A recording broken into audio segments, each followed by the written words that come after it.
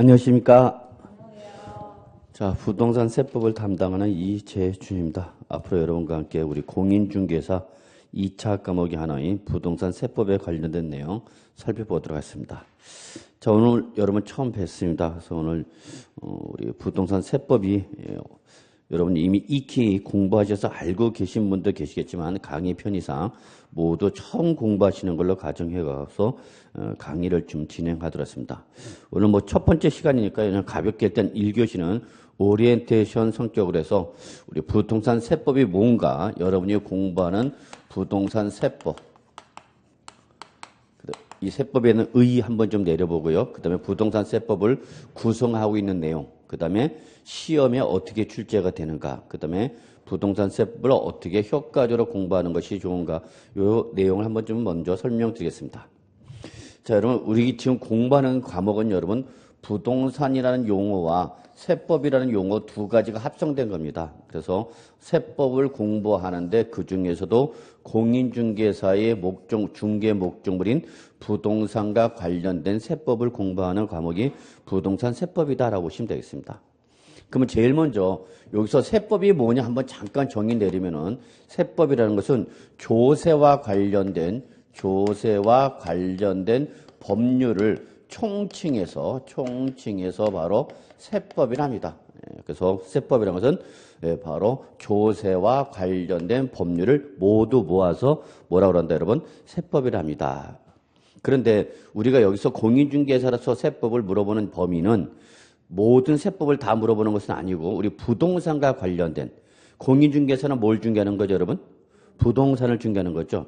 그러면 여러분이 공인중개사가 되셔서 부동산의 매매를 중개하거나 임대차를 중개하는 걸 주업으로 하실 텐데 그러면 부동산을 매매를 하는 단계에서 매도자와 매수자한테 부과되는 세금이 있어요. 또 임대차를 가는 과정에서 임대업자는 그 임대 소득에 대해서 또 세금 문제가 발생할 수 있고요. 그 다음에 또 부동산이라는 재산을 보유하면 또 보유하는 단계에서 세금이 부과될 수 있어요. 그래서 바로 이렇게 공인중개사가 여러분이 부동산의 매매나 임대차를 중개할 때 그 과정에서 발생하는 세금 문제를 여러분이 먼저 알아놓고 그걸 고객한테 뭐 하라는 얘기야? 설명하라 그 얘기죠. 그런데 우리 중개사 목적물이 뭐니까 여러분? 부동산이니까 대전제 조건을 뭐와 관련성을 가지고 쓰는 것만 부동산과 관련된 거. 그럼 우리 세법이라는 것은 자본주의 국가에서 다양한 경제 현상을 규제하는데 그 수많은 경제 현상 중에서도 오로지 딱 뭐와 관련성을 가지고 있어야 돼요, 여러분?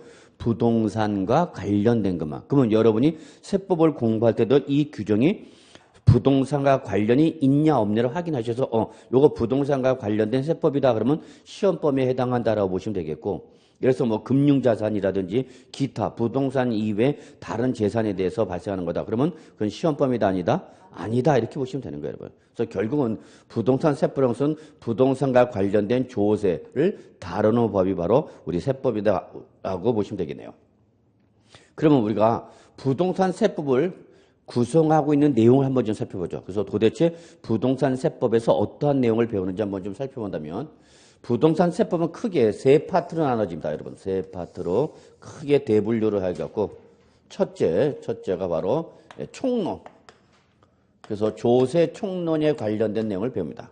그래서 총론이라는 것은 여러분 항상 강론에 대한 기본적이고 공통적인 사항 또는 강론을 공부하기 전에 앞서서 먼저 선행적으로 다뤄야 되는 부분이 바로 뭐냐면 총론입니다. 여러분 민법을 제일 먼저 공부할 때 민법 제일 먼저 나오는 게 바로 뭐냐면 총칙이죠. 그러니까 총칙이라는 것은 개별 법률 규정의 기본적이고 공통적인 사항 또는 개별 규정을 공부하기 전에 먼저 다루는 부분이 바로 뭐다 여러분? 총칙. 요걸 이제 이론적으로 표현에 따라서 뭐란다? 총론이라 한다 이렇게 보시면 되겠습니다. 그 다음에 두 번째 파트가 이제 우리 지방세. 그래서 부동산과 관련된 지방세와 또 세 파트가 바로 부동산과 관련된 국세를 공부한다고 보시면 됩니다. 근데 오늘 현재 우리가 지방세는 여러분 11가지가 있고요. 국세는 14가지가 있어요. 그러면 우리가 이 지방세 11가지와 국세 14가지 다 공부하냐? 그렇지는 않고요. 대전제 조건이 뭐라고 했죠, 여러분? 부동산. 그러면 부동산의 경제행위라고 볼 수 있는 부동산을 취득하고 보유하고 처분하는 단계에서 부과되는 지방세와 국세를 공부합니다. 그래서 제일 먼저 여러분이 매매라든지 또는 상속 등에서 부동산을 뭐하면 취득하게 되면 이때 부동산을 취득하는 단계에서 부과되는 지방세의 대표가 바로 뭐가냐면 취득세라는 것이 있습니다. 취득세. 근데 보시면 알겠지만 여러분 외울 필요 없죠. 지금 안 쓰셔도 돼요, 여러분. 좀 이따가 이제 제가 어느 정도 판서가 다 되면 그때 여러분 핸드폰 있잖아요, 여러분. 핸드폰 꺼내고 핸드폰 찍으시면 돼요, 여러분. 요즘 젊은 친구들은 잘 안 씁니다. 가만히 보고 있다가 어느 정도 칠판이 필기가 되면 그때 이제 핸드폰 찍죠, 뭐. 여러분 핸드폰 좋잖아요, 사진기를. 그리고 끝나고 오다 가다 이렇게 한번 쭉, 오늘 한번 그 핸드폰 찍힌 사진 이렇게 보면서, 오늘 이런 걸 했었지 하고 복습용으로도 괜찮아요, 여러분. 그래서 일단 부동산을 제일 먼저 뭐 하죠, 여러분? 취득하게 되면 이때 부과되는 지방세가 바로 뭐다, 여러분? 취득세입니다. 근데 써져 있네요. 부동산을 얘는 뭐 할 때, 여러분? 취득할 때 부과하는 지방세가 바로 취득세다라는 거죠, 여러분. 그 다음에 여러분이 부동산을 이제 취득하는 과정에서 이제 우리 등기 등이 일어날 수가 있습니다. 그러면 등기 등록을 하게 되면 그 등기 등록을 하기 전에 먼저 내야 되는 지방세가 있는데 그게 바로 뭐냐면 등록면허세라는 겁니다. 등록면허세. 그래서 특히 여러분 이 등록면허세 할 때의 등록은 여러분 바로 부동산 등기를 생각하시면 됩니다. 그래서 우리 법에서 명칭이 등록이라고 되어 있지만 이거는 여러분 부동산 뭐를 말한다 여러분? 등기를 말한다. 그래서 여러분이 부동산과 관련된 뭐를 하려면 등기를 하려면은 등기를 하기 전에 이 등록 면허세를 냈습니다라는 영수증을 우리 등기 신청 서류에 첨부해서 등기소 가야만 등기 담당 공무원이 등기 접수를 받아줘요. 그래서 모든 부동산 등기를 하기 전에는 먼저 뭐부터 내야 된다 여러분? 등록 면허세라는 걸 내야 된다는 겁니다. 그래서 이 두 가지가 부동산을 취득하는 단계에서 부과된 대표적인 지방세입니다. 자, 그 다음에 이제 부동산을 취득한 이후 목적에 따라서 취득한 목적에 따라서 사용을 하겠죠. 이게 바로 부동산을 보유하는 단계죠. 이때 보유하는 단계에서 부과되는 대표적인 지방세가 바로 뭐냐면 재산세라는 것이 있습니다. 재산세. 근데 여러분들은 세금 내는 걸 좋아하는지 안 좋아하는지 전 확실히 잘 모르겠지만 어쨌거나 뭘 낸다면 여러분? 재산세. 그럼 여러분 가만히 보시면 이거는 세금을 내는 게 좋은 것 같아요? 안 좋은 것 같아요? 좋은 거야, 여러분. 좋은 거. 부동산을 취득했다는 것은 좋은가 나쁜가? 좋은 거죠, 여러분. 그 취득하다 보니까 세금이 좀 내는 거죠, 여러분. 그러니까 제가 지금 얘기하고 싶은 건 뭐냐면 경제행위가 먼저 되는 거고 경제행위가 일어난 다음에 뭐가 발생하냐면 세금 문제가 발생하는 거다고. 세금이 먼저고 경제행위가 일어나는 것이 아니라 취득이라는 행위가 일어나니까 그 취득하는 행위에 대해서 뭐가 봐야 되는 거예요, 여러분? 취득세. 그 다음에 이걸 보유하면 부동산이라는 재산을 보유하면 부과되는 지방세가 바로 뭐다, 여러분? 재산세. 그럼 여러분 들어도 기분 좋지 않아요? 재산세. 흐뭇하지 않아? 참나 이상하네. 자, 엘리베이터 딱 탔는데 어떤 아주머니께서 딱 그래요. 나 이번에 재산세 너무 나와서 짜증나 죽겠어. 딱 그래. 그럼 그 아주머니 왜 짜증내는 거야, 여러분? 그저 자랑하려고 그러는 거야. 나 재산 좀 있다 그 얘기야. 그걸 못 알아들으면 안 돼.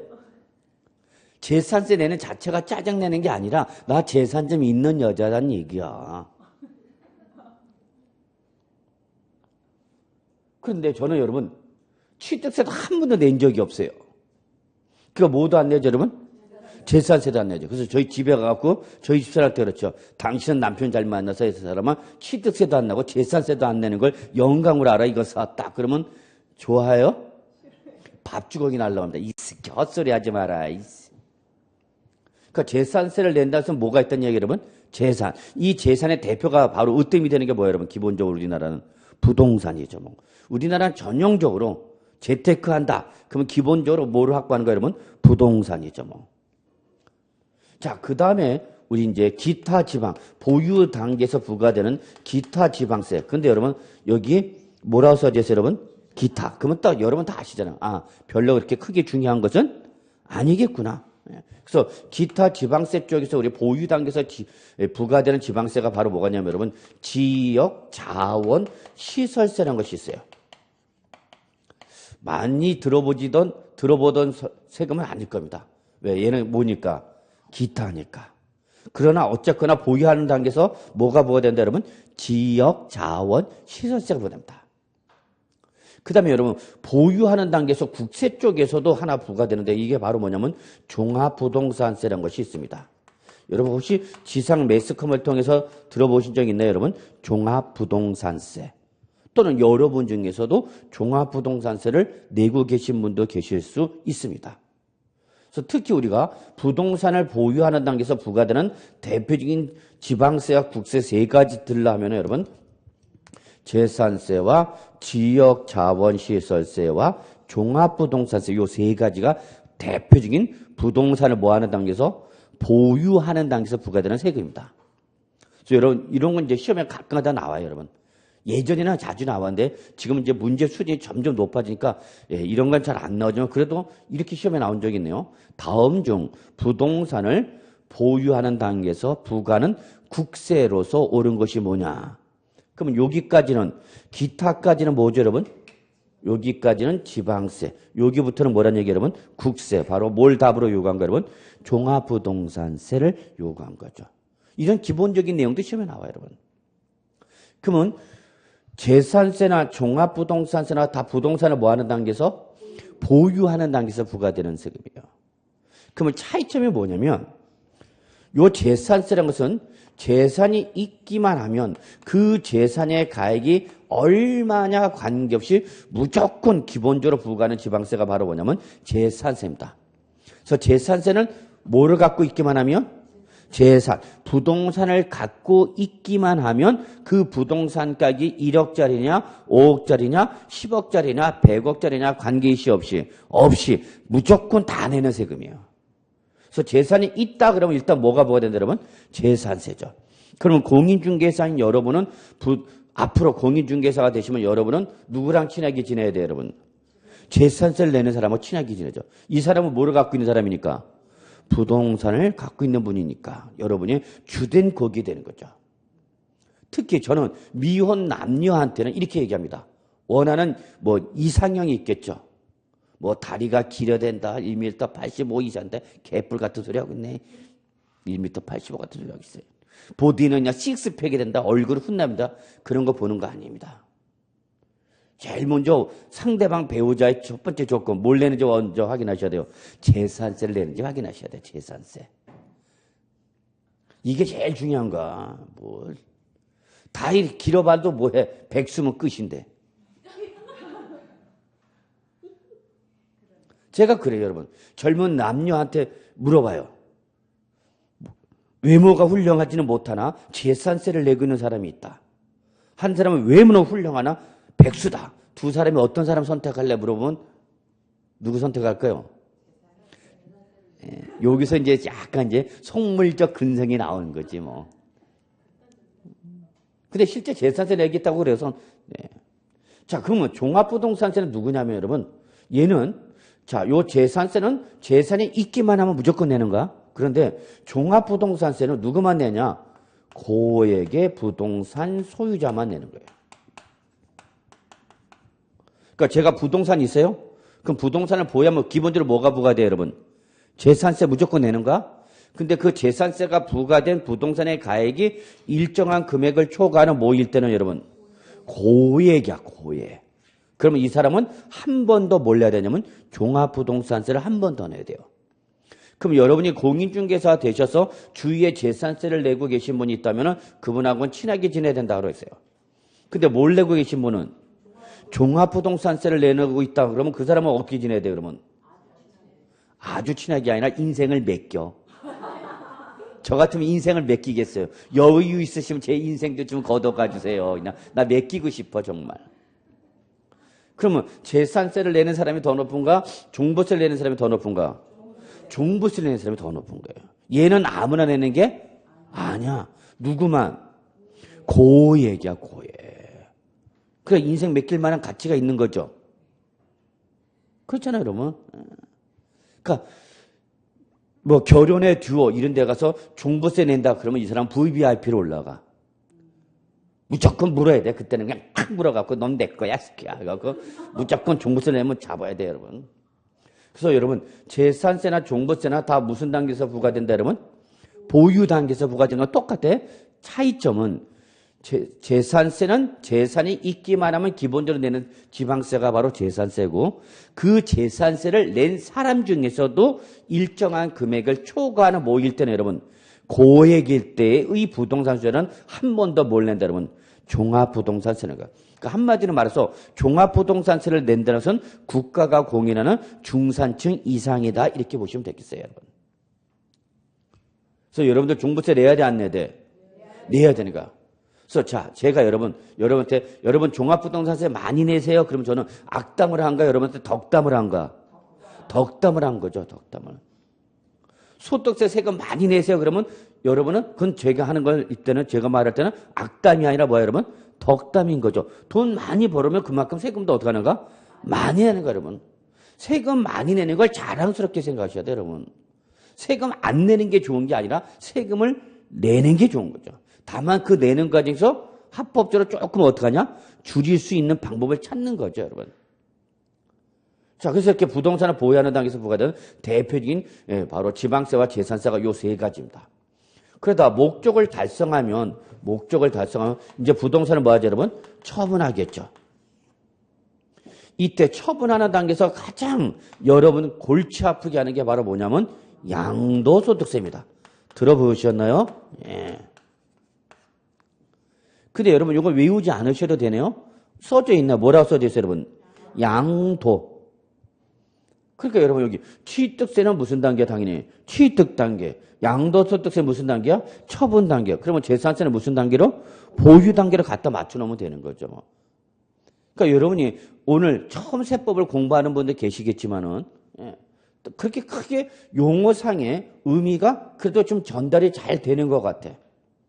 그래서 부동산을 처분하는 단계에서 부과되는 대표적인 소득세 중에서도 어떤 소득세? 양도소득세라는 것이죠. 아주 무섭습니다. 여러분이 공인중개사가 되셔서 부동산의 매매를 중개하고 계약까지 막 체결하려고 그러는데 이 양도자가 이 부동산 자기가 지금 양도하려는 이 부동산에 대해서 양도할 때 세금이 얼마 나오냐라고 확인해 보니까 그 금액이 크면은 이 사람은 양도를 하려고 그래 안 하려고 그래? 안 하려고 그러죠. 안 하려고 그러죠. 그러면 공인중개사는 어떻게 하는지 매매계약을 성사시켜야 되는데 양도소득세가 커지면 양도자는 양도행위 자체를 회피하려고 합니다. 실제 비사업용 토지라든지 입주권이라든지 상당히 세금 문제가 커지는데 그게 바로 양도소득세입니다. 그럼 실무에 계신 분들은 이 양도자는 양도소득세 세금 부담 때문에 매도를 회피하고자 할 때 매수자는 사고 싶어 그래도. 그러면 이 중개를 성립시키려면 여러분은 어떻게 해야 돼? 공인중개사는. 매수자한테 얘기했지. 너 이거 꼭 사고 싶어? 자, 제가 위에 신도시 아파트 신청했는데 떨어졌어요. 자, 사고 싶어. 당첨이 안 됐으니까 아파트 당첨권을 취득하고 싶은 거죠. 미등기 전매를 취득하려고 하는 거죠. 그럼 여러분 이 미등기 전매를 하고자 하는 양도자한테는 당연히 아파트 당첨권이라는 걸 양도하면 뭐가 부과되냐면 양도소득세가 부과됩니다. 양도소득세. 그것도 당첨된 지 1년도 안 된 상태에서 이 양도를 하게 되면 입주권에 대한 양도 차익이 돼서 50%의 양도소득세가 부과돼요. 그럼 내가 프리미엄 1억을 받았다. 프리미엄 1억을 받고 팔아버리면 거기에 대해서 50%가 세금이 부과돼. 거의 약 50%. 그럼 어느 정도? 5천만 원. 그러니까 1억을 프리미엄 받았고 5천만 원 양도소득세 내면 나는 남는 게 얼마야? 5천만 원. 그러니까 양도자가 당첨권 팔려고 그래? 안 팔려고 그래? 안 팔려고 그러죠. 안 팔려고 그러죠. 그러면 이때 공인중개사는 매수자한테 물어봐야 되겠죠. 너 이거 꼭 사고 싶어? 응. 그러면 양도소득세는 누가 내는 거예요, 여러분? 항상. 양도자야, 양수자야? 써져 있어. 누가 내라고? 양도. 양도라는데 굳이 양수자 그런 사람도 있어요. 하여튼 성격이 조금 이상한 분도 있어요. 강의하다 보면은. 취득세는 누가 내는가? 취득하는 사람이 내는가? 파는 사람이 내는가? 취득하는 다 써져 있는데 그걸 양도자가. 그리고 이건 또 양수자가 그래. 묻어버리고 싶어요, 그냥. 그래서 제가 앞으로 이제 강의를 하면서 이제 여러분이 복습을 제대로 했는지 안 했는지 물어봐요. 물어보다 대답을 안 했거나 복습을 안 한 것 같으면 창문 열고 밀어버려, 5층에서. 여기 잘 모르겠지만 이 창문이 툭 밀면 열려요. 그래서 조심하셔야 돼요. 언제든지 떨어질 수 있다는 거. 그래서 이렇게 부동산을 처분하는 당에서 부과된 대표적인 세금이 바로 뭐다 여러분? 양도소득세입니다. 그 다음에 이제 우리가 기타 국세 쪽에서 여러분, 기타 국세 쪽에서 뭘 하나 공부하냐면 여러분, 부동산 임대를 하면 뭘 받죠 여러분? 임대료 받죠. 그 임대료가 바로 뭐가 되냐면 우리 세법상 부동산 임대에 따른 사업소득입니다. 소득이죠. 어쨌거나. 그래서 바로 우리 부동산 임대 사업소득에 대한 종합소득세를 공부합니다. 요게 여러분 우리 공인중개사에서 부동산 세법을 구성하고 있는 내용입니다. 그러면 제일 먼저 보면 여기 총론, 조세 총론이라는 파트가 제일 먼저 나오고요. 그 다음에 이제 배우는 게 요 부동산을 취득할 때 부과되는 지방세, 취득세, 등록면허세라든지 부동산 취득한 이후 뭐 하는 단계에서 여러분? 보유하는 단계에서 부과되는 지방세인 재산세와 지역 자원 CS라든지 그리고 보유하는 단계에서 부과되는 국세인 종합부동산세와 그 다음에 처분 단계에서 부과되는 뭐 여러분? 양도소득세 그리고 바로 임대소득세에 대한 종합소득세 이러한 내용을 배우는 게 바로 부동산 세법이다 보시면 됩니다. 그럼 이 흐름은 다 하나같이 뭐와 관련된 거냐면 부동산의 경제활동과 관련된 거죠. 부동산을 취득할 때, 보유할 때, 처분할 때 이 각각의 단계별로 부과되는 세금을 다루는 과목이 바로 뭐다 여러분? 부동산 세법이다 이렇게 보시면 됩니다. 그래서 이러한 내용을 다루는 1년 내내 우리 부동산 세법을 공부하는 내용이 바로 이 내용입니다. 이 내용을 1년을 공부하는데 이거를 잘 쫓아오시는 분이 계시고 난 세금이라면 아주 진절머리나 하여튼 교수님 난 왜 이렇게 부동산 세법이 어려워요? 세법이 어려워요? 그런 분도 계세요. 그러니까 성격의 대응이 어떤 분은 세법이 재밌다 그래. 이런 세법은 정말 알아두면 도움이 되네 하고 너무 좋아요. 교수님 그런 분들 계세요. 그런 분들은 꼭 합격을 해. 근데 난 세법만 나오면 같이 골치 아파 죽겠어요. 그러면 그분은 거의 떨어져요 시험에. 그래서 이렇게 보통 합격자 모임에 매년 합격자 모임에 가면 다 세법 시간에 있던 사람들이 다 거의 합격자 모임에 오고 세법 시간에 얼굴 못 보던 사람은 거의 합격자 모임에서 볼 수가 없어요. 왜 그런지 조금 이따 설명드리면 알게 돼요. 자, 어쨌거나 이게 바로 우리 세법을 구성하고 있는 내용이고요. 자, 이제는 무슨 내용을 설명하자냐면 자, 그러면 우리 여기 왜 왔냐면 시험에 합격하기 위해서 오신 거예요. 그러면 시험에 합격하기 위해서는 자, 요 문제가 어떻게 출제되는지를 확인하셔야 되겠죠. 그래서 조세 총론 파트는 여러분 기본적으로 한 문제에서 두 문제 정도 나온다 보시면 됩니다. 안 쓰셔도 돼요. 다 나중에 한다면. 그래서 평균적으로 두 문제 정도 나옵니다. 평균적으로. 근데 2017년도에는 한 문제만 나왔어요. 한 문제만. 그러니까 여기서 제가 말하는 문제 수는 딱 고정되어 있는 것은 아니고요. 약간의 플러스 마이너스 하나 정도는 오차가 발생할 수 있어요. 왜냐하면 그거는 출제원이 출제 의도에 따라서 더 낼 수도 있고 적게 낼 수도 있고 그래요. 근데 평균적으로 그렇다는 얘기예요. 평균적으로.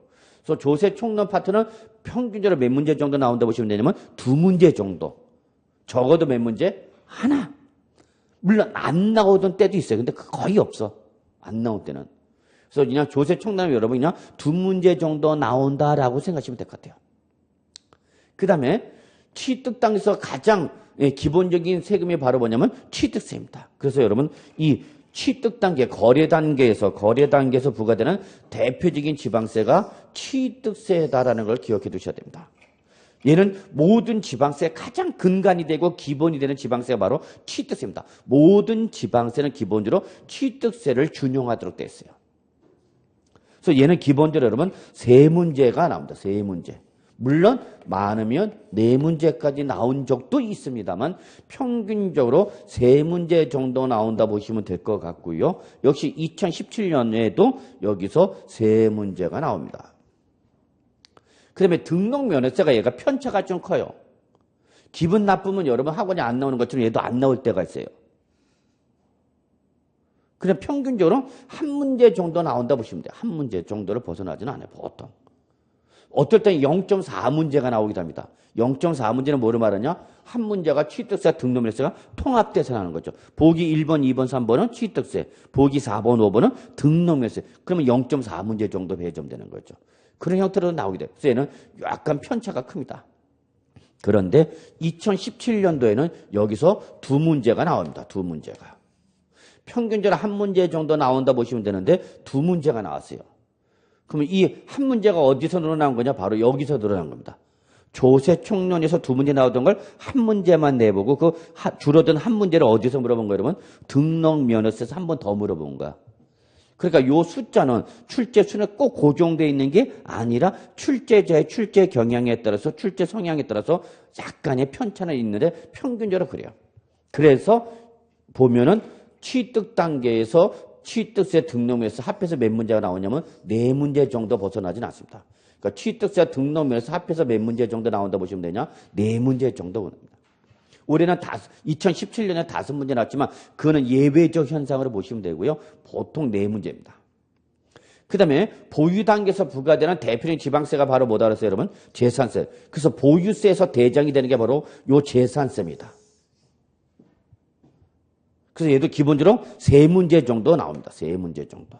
많으면 4문제까지 나올 때도 있습니다만 거의 평균적으로 3문제 정도 나오고요. 2017년도에도 역시 몇 문제 나왔냐? 3문제가 나왔습니다. 3문제. 그 다음에 지역 자원 실세는 어디에 섞여 있죠, 여러분? 지금 기타, 성격상. 얘는 잘 나온다, 안 나온다? 예, 거의 안 나와요. 아직 한 번도 안 나왔어요. 물론 2016년도에는 요 기타 지방세에서 지방소득세라는 것이 한 문제가 나왔습니다만 그건 예외적 현상이야. 예외적 현상. 그 다음에 종합부동산세가 한 문제 정도 나온다 보시면 됩니다. 한 문제 정도. 그래서 역시 합해서 보유 단계에서 몇 문제 나오냐? 4문제 정도를 벗어나지는 않는다 이렇게 보시면 되겠습니다. 4문제. 그러니까 취득 단계에서 몇 문제? 4문제. 보유 단계에서 4문제 이렇게 보시면 돼요. 그 다음에 처분하는 단계에서 부과되는 대표적인 국세가 뭐랬죠, 여러분? 양도소득세. 아주 여러분이 세법 공부할 때 여러분이 제일 어렵게 나오는 부분 중에 하나가 바로 양도소득세입니다. 사실 지방세는요, 그렇게 크게 어렵지는 않아요. 많은 생각을 요구하지는 않아요. 그냥 법률에서 정한 내용을 솔직히 말해서 외우시기만 하면 돼요. 외우질 못해서 못 맞추는 거지 내용 자체가 어려워서 틀리는 거는 거의 드물어. 한 문제 정도 빼고는. 근데 양도소득세는 쉬운 문제도 있지만 여러분 세법 중에서 가장 어려운 부분이 바로 양도소득세입니다. 그래서 얘는 기본적으로 여러분 5문제 깔고 가셔야 돼요. 그리고 많으면 6문제까지도 나옵니다. 그래서 평균적으로 몇 문제 나온다 보시면 돼요, 여러분? 5문제 정도 나온다 보시면 됩니다. 5문제. 그 다음에 기타 부동산 임대사업소득세가 몇 문제 나오냐? 한 문제. 그래서 요거는 2년 전, 3년 전에는 안 나왔다가 그 전에 뭐 또 계속 나왔다가 2017년도에는 한 문제가 나왔어요. 한 문제. 그럼 얘가 안 나오면은 여러분은 양도소득세 몇 문제 나온다 보시면 되냐? 6문제 나온다 보시면 돼요. 그래서 이렇게 여기에서 6문제 정도 나온다 보시면 되죠. 얘가 나오면은 양도소득세가 5문제, 안 나오면은 6문제. 그래서 이렇게 출제해서 총 문제수를 합해 보니까 몇 문제가 나오냐? 16문제가 출제됩니다. 그래서 부동산세법은 총 16문제만 출제되네요. 여러분이 이미 월요일부터 강의 들으셨으면 알겠지만 매 과목별로 보통 기본적으로 몇 문제 나오냐면 40문제가 나옵니다. 40문제. 근데 세법은 몇 문제만 나온다고 여러분? 16문제만 나옵니다. 16문제. 그럼 나머지 24문제가 어디 갔냐? 여러분 아마 배우셨죠? 어디? 공시법 등에서 24문제가 나옵니다. 24문제. 그래서 세법 16문제, 공시법 24문제가 합쳐져서 하나의 과목을 구성합니다. 그래서 여러분 우리 학원에는 며칠 나오지만 6일, 6과목을 공부하지만 시험상으로는 몇 과목으로 되어 있냐면 5과목으로 되어 있습니다. 5과목. 5과목이 된 이유가 바로 공시법과 세법은 개별 과목으로 시험을 보는 것이 아니라 합쳐서 하나의 과목으로 구성하고 있다는 걸 잊지 마시기 바랍니다. 자, 그런데 여러분 우리 잘 보면은 부동산 취득할 때 제일 중요한 게 뭐랬어요, 여러분? 취득세. 보유 단계에서 제일 중요한 게 뭐랬죠, 여러분? 재산세. 그 다음에 부동산을 처분할 때 부과되는 게 뭐랬죠, 여러분? 양도소득세죠. 얘들이 제일 중요하니까 문제수도 어떡하죠? 제일 많이 나오죠. 제일 많이 나오죠. 그러면 여러분이 세법을 공부할 때 이제 한꺼번에 100% 처음부터 완벽하게 진도를 나가면서 정리할 수는 없어요. 제일 먼저 뼈대를 갖추고 그 다음에 제일 중요한 것을 구축해놓고 거기다 이제 세부적으로 이제 집어넣어야 되는 거죠. 먼저 틀을 갖춰놔야 돼. 그럼 여러분 세법을 공부할 때도 가장 효과적인 방법은 일단 가장 3대 조세가 바로 뭐냐면 취득 단계에서 뭐고 여러분? 취득세. 보유 단계에서 뭐? 재산세. 처분 단계에서는 양세. 그러니까 얘들이 제일 중요하니까 얘들이 여러분이 우선적으로 먼저 정리를 해 두셔야 되는 거죠. 그렇죠? 그래서 요게 어느 정도 정리가 되고 난 다음에 이제 뭐 하나 내지는 두 문제 정도는 뭐와 여러분? 총론과 등록면허세와 종합부동산세 그리고 부동산 임대사업세 이런 걸 거기다 이제 조금씩 맞추는 거죠. 그러니까 여러분이 진도를 공부하실 때 진도를 요이 땅에 그 1페이지부터 끝날 때까지 완벽하게 정리하는 것이 아니라 먼저 뭐를 잡아야 되냐? 틀을 잡으셔야 돼요. 틀. 민법도 그렇고 학교도 그렇고 공부할 때 그 과목에 큰 틀을 잡아놓고 큰 틀 안에서 내가 지금 어디를 가고 있다라는 걸 여러분이 확인하면서 공부를 하셔야 되는데 어떤 분들은 큰 틀이 없어 그냥 큰 틀 없이 그냥 막 그냥 하나하나씩 다 보다 보니까 자기가 지금 어디서 뭘 공부하는지도 모르고 있고 시험 문제를 뭐 찾아보려면 책에 무슨 내용을 찾아보려면 못 찾아. 어디 있는지 분명히 보기는 봤는데 이 내용이 어디 있는지 모르겠어. 그런 분들의 특징이 뭐냐? 뭐를 모르는가 여러분? 틀을 못 잡는 거죠. 틀을. 전체 틀을 잡으셔야 되는데 전체 틀을 잡고 공부하지 않는 분은 완전히 뭐라 해야 되나요? 그냥 뭐 앞이 안 보이면서 그냥 가는 거야. 그냥 끌려가는 거야. 그냥 어디 가는지도 모르고 그냥 끌려가는 거야. 근데 사실은 맨 처음에 공부할 때는 다 그럴 수밖에 없어요.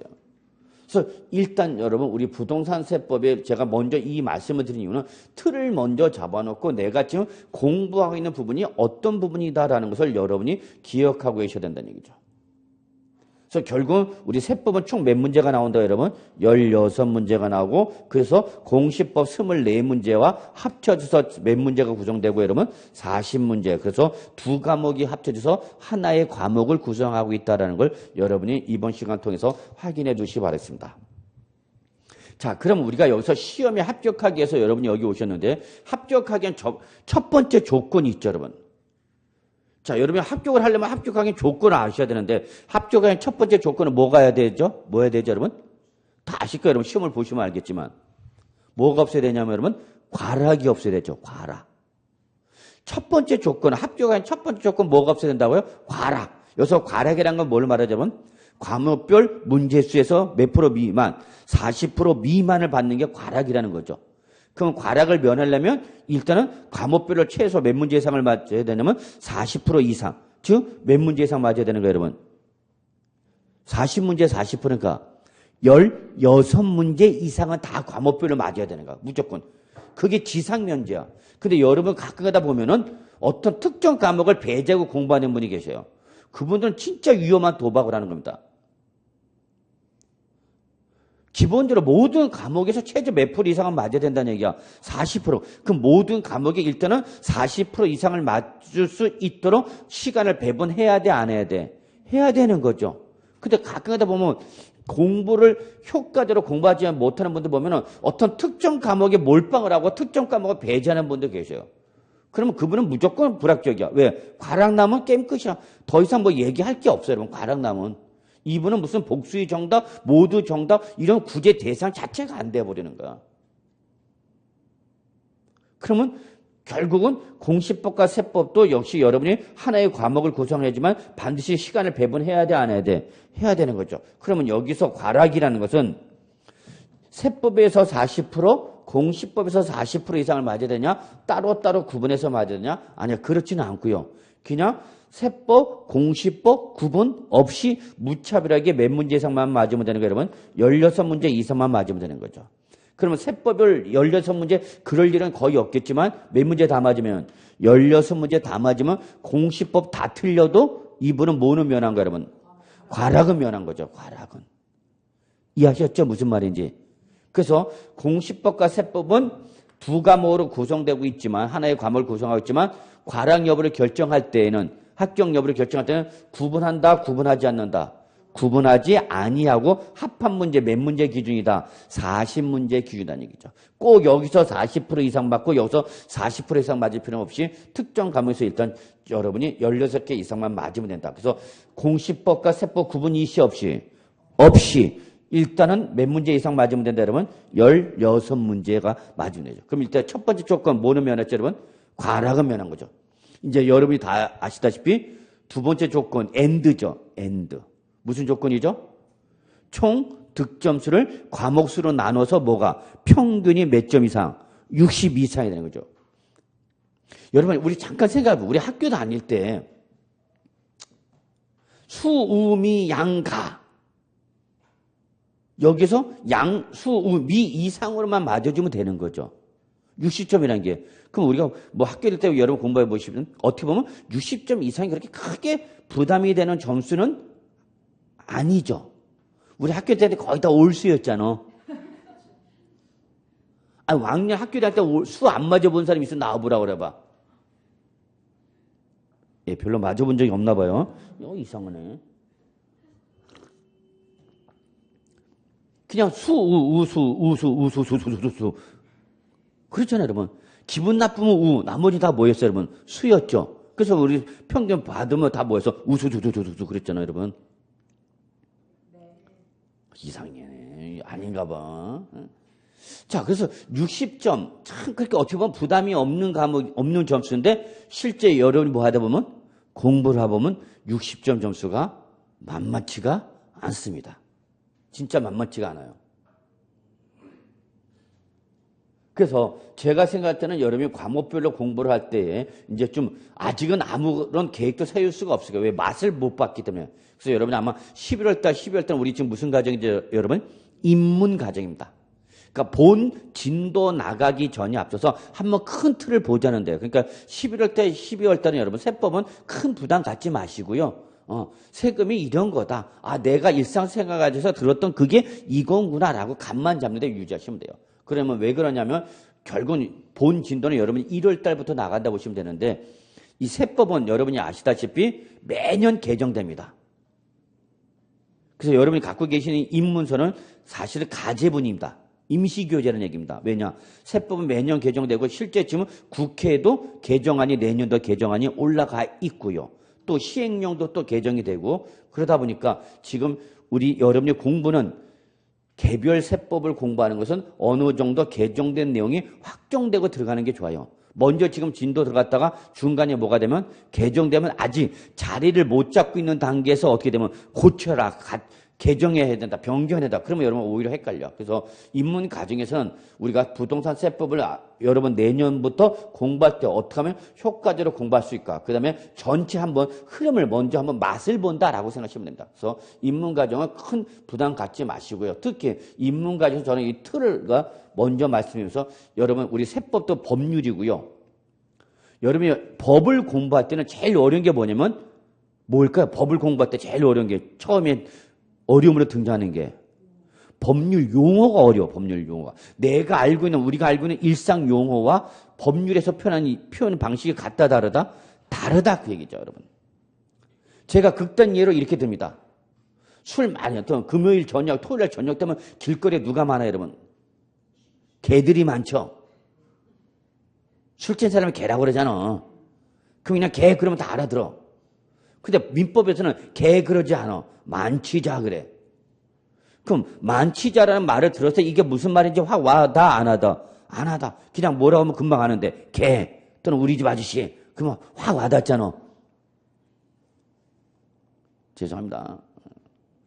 그래서 제일 먼저 법 공부할 때, 그래서 여러분이 법 공부할 때 제일 어려운 게 일단 법률 용어입니다. 법률 용어. 그래서 이번 입문 과정에서는 주로 흐름과 취지와 법률 용어, 특히 세법에서 나온 용어 중에서 중요한 걸 위주해서 한번 좀 훑어보고자 합니다. 그래서 여기까지가 우리 부동산 세법을 구성하고 있는 내용이고요. 그 다음에 시험에 출제되는 문제수를 말씀드렸습니다. 자, 이제 마지막 하나만 더 얘기하자면 앞으로 우리 부동산 세법을 어떻게 공부할 것인가라는 부동산 세법을 학습 요령에 대해서 좀 첫 시간이니까 한번 그냥 가볍게 부담 없이 말씀 한번 드려보겠습니다. 자, 이 세법도 상당히 법 중에서도 어떻게 보면 특수한 법률적 성격을 띱니다. 일반법 성격을 띠고 있는 것이 아니라 특별법적 성격을 띠고 있죠. 그래서 법률 전문가 중에서도 이 세법을 전문으로 하는 분은 따로 별도로 전문가가 구분되죠. 세법을 별도로 취급하는 전문가가 누구죠, 여러분? 공인회계사 세무사죠, 뭐. 그런 분들은 일반 법을 담당하는 것이 아니라 특별법적인 세법만 전문으로 하는 분이에요. 검찰에서도 이 세법, 금융은 특수부라 해갖고 별도로 취급합니다, 별도로. 그러니까 얘는 일반법과는 좀 달라. 그렇지만 여러분이 앞으로 민법 등을 통해서 민법을 기본으로 해서 여러 가지 수많은 법을 배우는데 그 중에서 이 세법을 공부할 때는 좀 나름대로 우리 요령이 있는데 첫째, 이 부동산 세법을 공부할 때는 여러분 결국은 이 부동산의 경제 활동에 따라서 부동산의 경제 활동에 따라서 발생하는 세금에 관련된 내용을 큰 틀을 잡으셔야 됩니다. 무슨 소리냐? 자, 여러분이 공인중개사가 되셔서 여러분 앞으로 이제 공부하면 제일 과목별로 많이 나온 사람이 바로 누구예요, 여러분? 갑을병정이에요. 자, 갑을병정이라는 것이 나올 텐데, 자, 이 갑과 을 간의 부동산의 매매가 이루어졌다는 얘기입니다, 매매. 그럼 여러분 앞으로 이제 시험 공부 하시면 알겠지만, 갑을병정이 나오면 여러분이 빨리 해야 할 게 뭐냐? 갑을의 정체를 밝히셔야 돼요. 그러면 갑이 을한테 부동산을 뭐 했다는 얘기야? 팔았다. 그러면 갑은 뭐가 되는 거고? 양도자고 양수자고 양도자고 을은 뭐가 라는 얘기 여러분? 양수자다 그 얘기입니다. 그러면 이때 이 양도자한테 부과되는 세금이 바로 뭐라는 거예요, 여러분? 여기 써졌네. 뭐 양도소득세라는 것이 부과된다고 여러분. 양도소득세. 그리고 을, 양수자는 어쨌거나 매매로 해서 부동산을 뭐 했으니까 취득했으니까 뭐가 부과된다 여러분? 취득세가 부과된다는 얘기죠. 근데 여러분도 뭐 우리 세법을 공부하기 전에 부동산에 취득하거나 이런 경험이 없으시면 이런 세금 문제가 발생한다는 걸 모르는 거죠. 근데 이걸 중개하신 분이 이 두 사람, 매도자와 매수자를 동시에 쳐다보는 사람이 있죠, 여러분. 여기 누구예요, 여러분? 바로 공인중개사. 소위 말하면 뭐야? 나죠. 여러분이잖아. 여러분이 공인중개사에서 도자와 수자의 매매를 뭐해서 중개했잖아. 그래서 나온 노래가 바로 뭐야, 여러분? 나야 나잖아. 온 작사자가 전부 다 나야 나 이거 까불고 있어. 나. 자, 그래서 이렇게 매매 단계에서 공인중개사인 여러분이 부동산의 매매를 중개했을 때 도자 갑한테는 뭐가 부과된다? 양도소득세가 부과되니까 당신은 언제까지 이 양도소득세를 신고하고 납부하셔야 됩니다. 라고 누가 얘기해라는 얘기야? 공인중개사인 여러분이 얘기해 주라는 얘기야. 그래서 여러분한테 세금을, 이 부동산 세법을 물어보는 거예요. 그러면 매수자 을은 취득했으니까 당신은 바로 취득하면서 며칠 이내에 취득세를 어떻게 된다? 신고하고 납부하셔야 됩니다라는 걸 공인중개사인 여러분이 이 매매 단계에서 부과되는 세금 문제를 어떻게 해주라는 얘기야? 얘기해 주라 그 얘기입니다. 이해하셨나요? 그래서 여러분한테 세법을 물어보는 거. 어차피 세무 전문가인 공인회계사와 세무사가 따로 있음에도 불구하고 여러분한테 세법을 물어보는 이유는 바로 이것 때문에 그런 거죠. 이 매매 단계에서 보유 단계에서 발생할 수 있는 세금 문제를 여러분이 먼저 얘기해주고 그 얘기를 들은 도자, 갑과 을, 수자, 을은 양도소득세와 취득세를 뭐 할 수 있도록 신고 납부할 수 있도록 공인중개사인 여러분이 얘기해주라 그 얘기입니다. 그래서 여러분한테 뭘 물어보는가? 세법을 물어보는 겁니다. 이해하시겠습니까? 예. 근데 이 사람이 양도자가 뭘 양도했냐? 주택을 양도했어. 그럼 주택을 양도인데 우리가 여러분 배우시면 알겠지만 일정한 요건을 충족하면 이 양도세를 낸다 안 낸다? 안 낸다는 얘기야.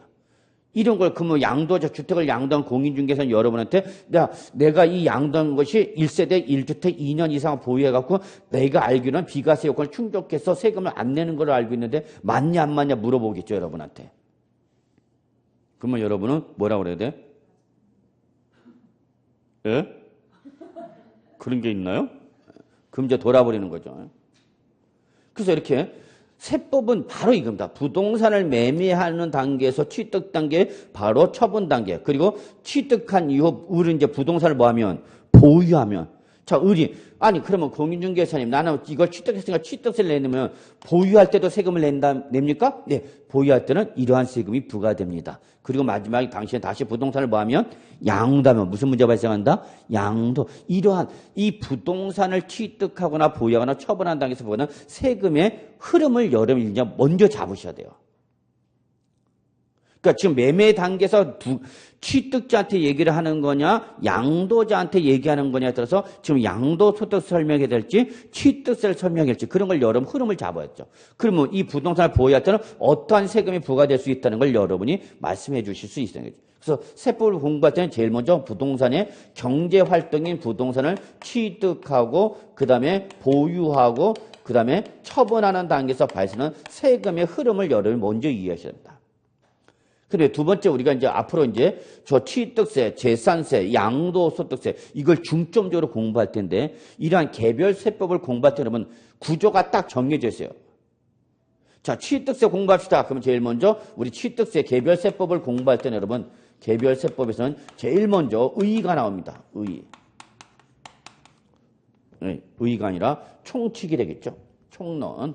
그래서 제일 먼저 총론이 나와갖고 여러분 여기는 뭐 의의 또는 뭐 성격 요런 내용을 가볍게 다룹니다. 이런 부분은 거의 시험에 안 나옵니다. 인사말 정도니까. 취득세가 뭐예요? 취득세는 어떤 성격을 갖고 있다. 이런 성격으로 해서 파생되는 규정들이 많다 보니까 이런 걸 좀 한번 알아두는데 시험에는 개별적으로 나온다 안 나온다? 잘 안 나와 이런 부분은. 근데 두 번째 세법은 역시 법률행위이기 때문에 모든 법률행위는 단독행위가 아니라 거래 당사자가 있습니다. 당사자. 그럼 우리 세법의 당사자는 누굴까요, 여러분?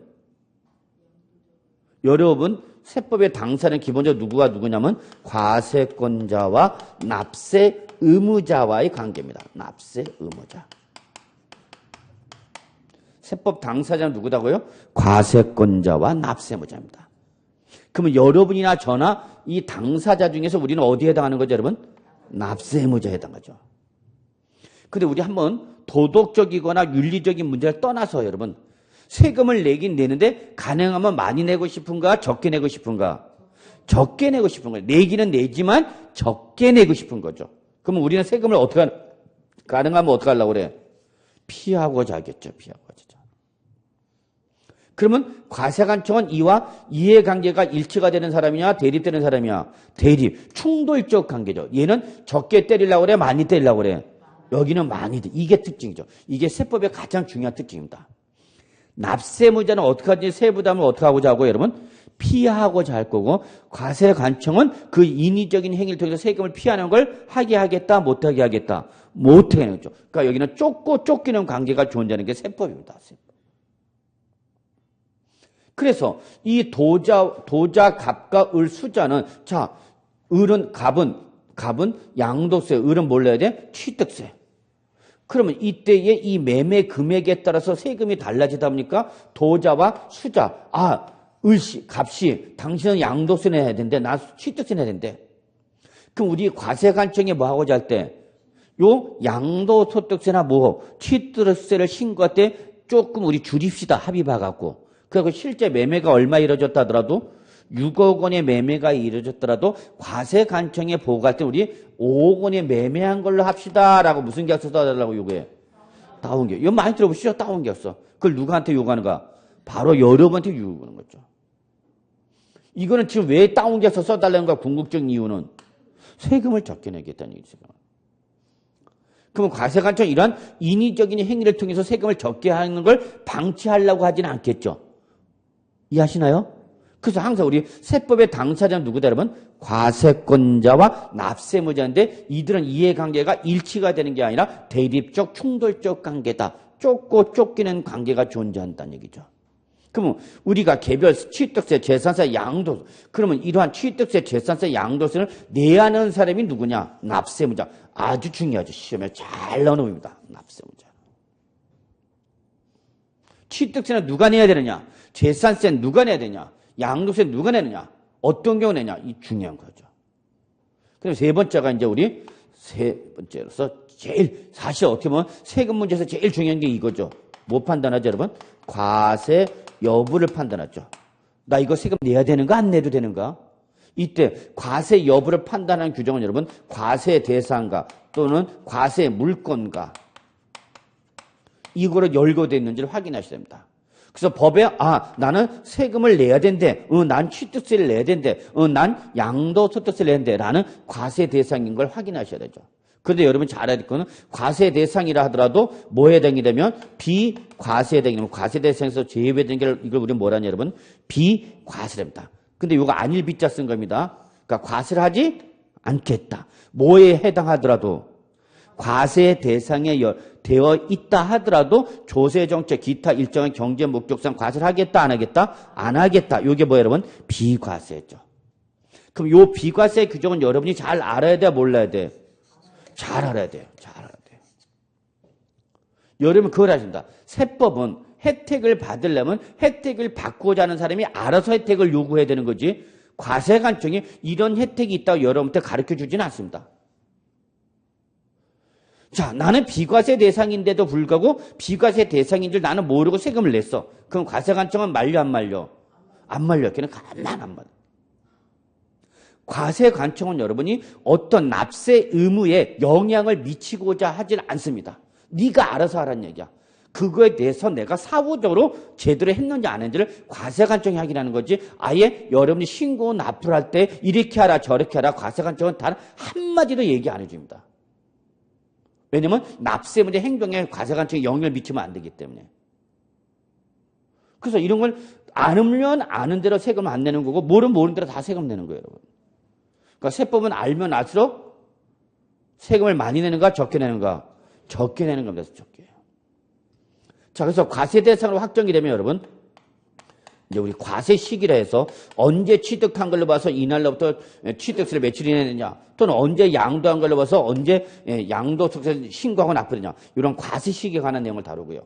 그 다음에 제일 중요한 게 이겁니다. 5번째. 세법을 우리가 공부하면 마지막은 뭐냐면 얼마예요. 공인중개사는 여러분이 을한테 너는 취득세를 내야 돼. 갑한테 너 양도소득세를 내야 돼. 라고 얘기하면 갑과 을은 여러분한테 그 말을 듣는 순간 여러분한테 다시 반문합니다. 뭘 물어볼까요? 얼마를 물어봐요. 얼마를 내야 되는데 내가 취득세를. 내가 양도세 얼마 내야 되는데 그 계산 구조가 여러분 과세 표준에다가 세율을 곱해서 뭐가 나오냐면 산출세액이 나옵니다. 이것 때문에 여러분이 세법을 싫어하는 분들이 많이 계십니다. 이거 다 뭐죠, 여러분? 계산입니다, 계산. 근데 이상하게 주부님들이 계산을 잘할 것 같지만 계산에 약간 좀 둔감하다고 할까요? 민감하지 못한 분들이 있어요. 여러분 하다 보면 이제 알게 돼요. 우리 세법은 계산하는 게 더하고 빼고 곱하기밖에 없어요. 나누기도 없어요. 더하고 빼고 곱하기. 근데 이걸 그렇게 못한다. 이상하네. 고등학교 다닐 때 고등수학까지 다 배우신 분이 이거 더하기, 빼기, 곱하기 이걸 못해. 설마? 라고 생각하실지 모르겠지만 이제 진짜입니다, 여러분. 이걸 제대로 못해. 법에 따라서 더하고 빼고 곱하기를 못한다고. 그래서 결론은 우리는 모든 세법을 배운 결과는 뭐냐면 과표에다 뭘 곱해서 세율을 곱해서 뭐가 나온 거예요, 여러분? 산출세가 얼마예요? 하는 거죠. 이거 배우는 겁니다, 이거. 세법의 결론은 이겁니다. 아무리 내가 무슨 얘기를 다 세금 문제를 얘기하더라도 결론은 일과 결론은 얼마예요? 그러니까 시험에 꼭 나오죠. 꼭 나오죠. 그럼 우리 세율 같은 경우는 세율이 하나만 있는 게 아니라 단순한 게 아니라 아주 복잡해요. 그러니까 세율 같은 거 그냥 외워야 돼, 무조건. 법에서 이렇게 하겠다라는 거니까. 그러니까 이런 걸 이제 거부감을 가지신 분들은 이제 힘들어지는 거고. 재밌네요 하고 공부하시면 학교 가는 거고요. 그 다음에 마지막 우리 이렇게 계산이 되면 어떻게 납세 의무를 해야 할까? 언제까지 세금을 내야 되느냐? 이런 내용을 다룬 부분이 역시 부가징수고 공인중개사인 여러분이 이걸 중점적으로 설명하죠. 그래서 시험에 제일 많이 나오는 게 바로 이 부분입니다. 결론은 여기거든요. 공인중개사 기업들은 거의 여기죠. 물론 이 계산 자체는 공인회계사나 세무사 또 지방세 같은 건 주로 법무사 등이 주로 얘기를 해줄 것이고 여러분은 여기에 대해서 설명을 해줘야 되는 거죠. 이게 여러분이 우리 앞으로 취득세, 재산세, 양도세에서 기본적으로 다루는 공통 기본적인 구조입니다. 항상 모든 세법은 이렇게 공부합니다. 그다음에 마지막 세 번째. 결국 여러분들이 이제 시험 공부를 하는 건데 출제위원은 항상 그 법조문에서 제일 중요한 이걸 찾아내도록 요구합니다. 여러분이 공부할 때 이 법조문에서 가장 중요한 키워드가 뭔지 이걸 모르면 여러분은 끝난 거예요. 출제는 이거 갖고 장난치거든요. 그러니까 여러분이 제가 안타까운 게 뭐냐면 법을 외울 때 법조문 무조건 다 외우려고 그래요. 그걸 다 어떻게 외울지 난 이해가 안 가. 그 법조문에서 출제에 건드린 부분은 딱 정해져 있어요. 뭘 건드린다, 출제위원은? 키워드를 건드립니다, 키워드. 과세 요건이란지, 법률 효력이란지, 그 요건과 효력 같은 걸 제일 중요시합니다. 그 법조문에 뭘 중요한 걸 잡아내야 된다, 여러분? 키워드를 잡아내셔야 돼요, 키워드. 이걸 못 잡아내면 여러분은 무조건 보기점을 다 외우고 다 읽어보고 나서 여기서 옳은 게 뭐냐, 찾은 게 틀린 게 뭐냐, 그걸 찾아야 돼요. 그래서 평소에 공부할 때 여러분 자꾸 키워드를 잡는 연습을 하셔야 됩니다. 그래서 제가 앞으로 강의할 때 여러분들 밑줄 좀 쳐주세요. 동그라미 표시해 주세요. 또는 별표 하나 쳐주세요. 별표 2개 표시해 주세요. 별표 3개 표시해 주셔요. 이걸 강조할 겁니다. 이 법조문에서는 이게 키워드고 이것을 가지고 출전이 여러분들 이 말이 옳으냐 틀리냐를 물어볼 것이라는 걸 여러분들 항상 말씀드릴 겁니다. 그래서 제 수업 시간에는 마지막으로 하나 부탁드립니다. 꼭 좀 이것 좀 갖고 다니시기 바랍니다. 좀 형광펜 좀 갖고 다니면서 중요한 부분은 여러분 딱 보는 순간 막 표시가 금방 알 수 있게끔 본인이 읽어보기 전에. 그래서 제 수업 시간에 앞으로 꼭 좀 이걸 갖고 오시고요. 그냥 검은 볼펜, 샤프 하나만 가지고 전 과목을 1년 내내 버티는 분이 있는데 그런 분들은 자기가 적어놓고도 이 내용이 중요한 건지 중요한지 읽어보기 전에 알 수가 없어요. 그러면 여러분 나중에 마무리를 효과적으로 공부할 수가 없어요. 그래서 제 수업 시간에 가능하면 좀 제가 강조하는 부분에 대해서 표시가 들어가야 되기 때문에 이런 형광펜 좀 꼭 좀 준비해 주시고요. 그래서 여기까지가 여러분 하여튼 오늘 첫 번째 첫 시간이었기 때문에 오리엔테이션 성격으로서 한번 부동산 세법이 뭔다라는 것을 한번 좀 확인해 봤습니다. 자, 그래서 1교시는 여기까지 들어가 있습니다. 이제 10분 쉬겠습니다.